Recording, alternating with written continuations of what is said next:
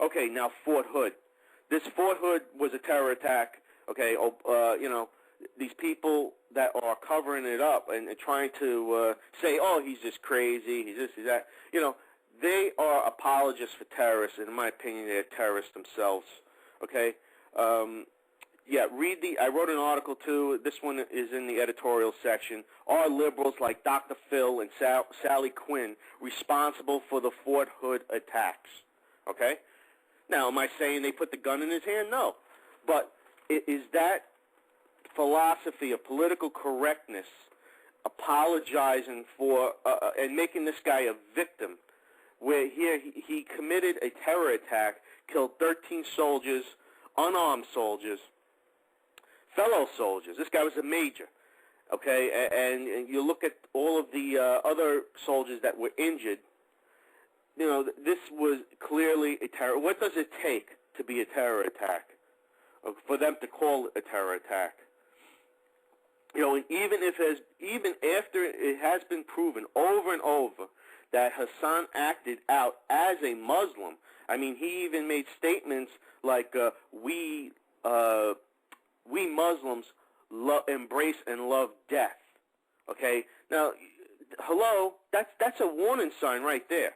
That, maybe this guy should have been, definitely watched much closer by the military. The military was afraid to, excuse me. The military was afraid to crack down on this guy because he's a Muslim, and they didn't want to be accused of profiling.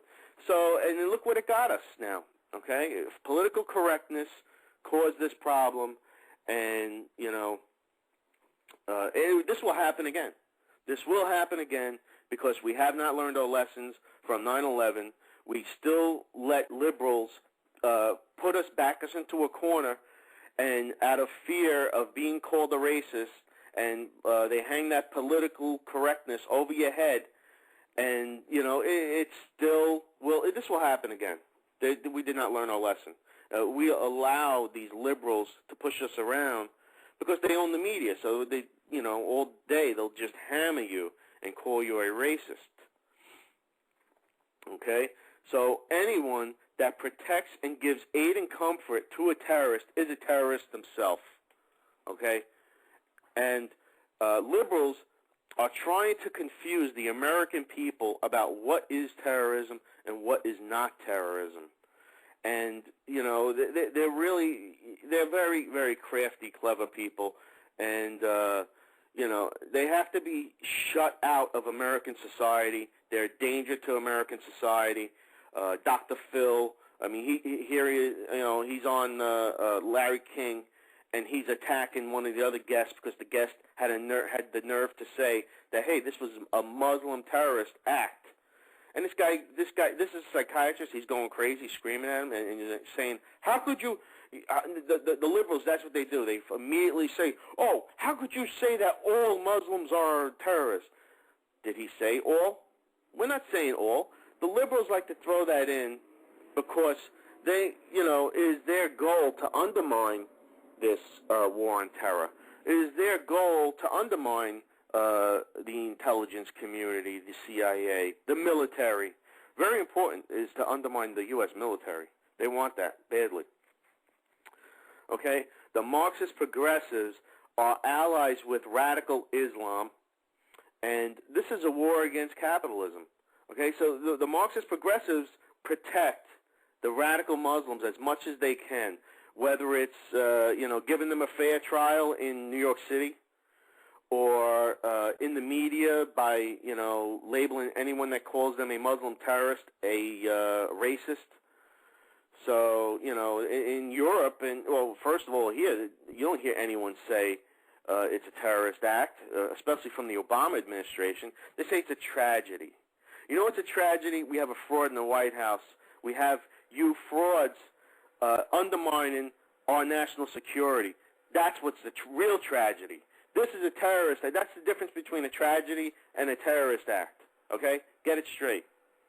So this is a war against capitalism.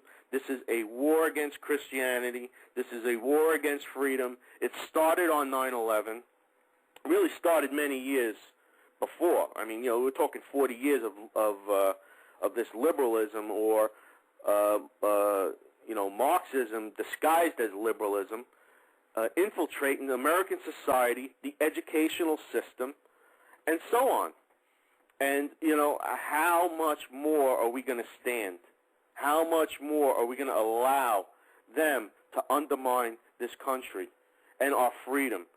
It's unbelievable. Okay, now, if Hassan was a white Christian male and Fort Hood was an abortion clinic, the left would have no problem letting you know that this was a terrorist act.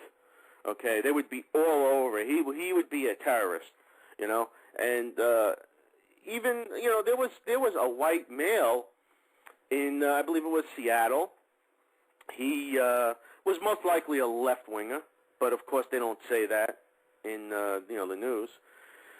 And I believe he blew up a bunch of police cars.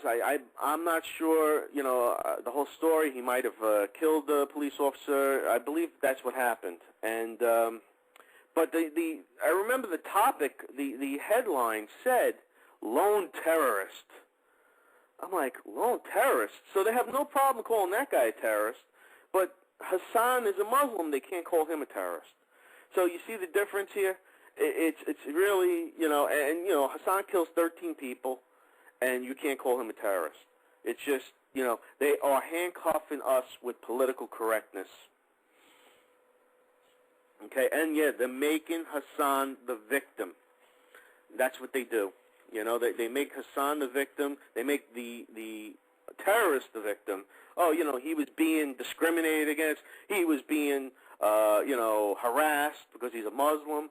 Well, no. First of all, according to what I heard, it's very rare for a major in the military to be harassed. Okay, that's very high ranking. People don't mess with other soldiers. Are not going to harass him. All right. Plus, I heard that he was promoted. So you know what they did? They tried to sweep this under the rug, promote this guy to keep him happy, and so that's what they do. You scream about your the anti-war this, and he was trying to convert his patients into Islam by this guy is a saboteur. That's what he really is, and allegedly, we have to say that until he's convicted, and. They were saying that there's evidence that he was talking to Al Qaeda and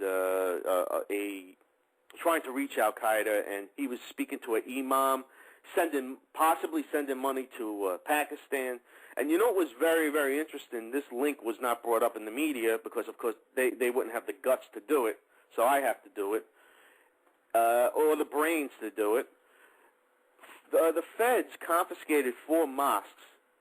Several days after these attacks, and they said that these mosques were linked to Iran. Now, I'm curious if this guy was somehow speaking to a imam or someone from Al Qaeda with direct connections to Iran, and they feel or suspect that this terror attack was coming from Iran, and this guy was a terrorist acting on their behalf. And because you don't hear Iran screaming very loudly about those 4 mosques being confiscated by the feds. That's what's very suspicious. Why? How come Iran is not speaking out? How come Iran is silent about the feds taking over those mosques? Maybe because they know they're guilty. They got caught.